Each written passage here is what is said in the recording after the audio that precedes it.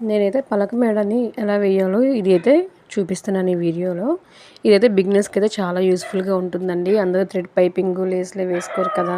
కొంతమంది అయితే ఇప్పటికి కూడా ఓల్డ్ డిజైన్ టైప్‌లోనే మనకి పలక మేడ కావాలని అయితే అడిగారండి. అంటే కొంచెం వాళ్ళు పెద్ద ఏజ్ వాళ్ళు. అందుకోసమని అయితే ఈ వీడియోలో అయితే చూపిస్తున్నాను. స్ట్రైట్ ముక్కలు ఒక పక్క అంతా బోర్డర్ కుట్టుకొని, ఇదిగోని ఇక్కడ ఈ వీడియోలో చూపిస్తున్నాను కదా! కార్నర్ దగ్గర అయితే మాత్రం ఖచ్చితంగా మడుచుకోవాలి. మనం కార్నర్ దగ్గరికి వచ్చేటప్పటికి మాత్రం మిషన్ సూది ఉంటుంది కదా! దాన్ని కిందకి దించి కనుక మనం పెట్టుకుంటే పర్ఫెక్ట్‌గా తిరుగుతుందండి స్క్వేర్ నెక్. ఇదిగోని నేను వీడియోలో చూపిస్తున్నాను చూసారా? ఫ్రంట్‌కొచ్చేప్పటికి మాత్రం కొంచెం కుర్చీ అయితే ఖచ్చితంగా పెట్టుకోవాలండి. లేకపోతే మనకైతే నెక్ తిరగదు.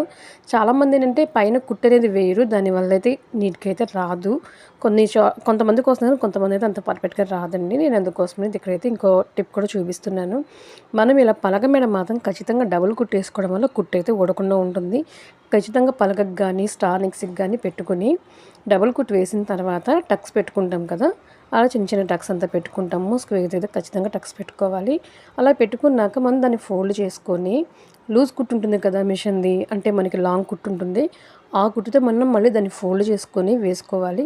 ఇలా వేసుకోవడం వల్ల అయితే చేతి పని చేసే వాళ్ళకి చాలా పర్ఫెక్ట్‌గా చేయడానికి ఉంటుంది.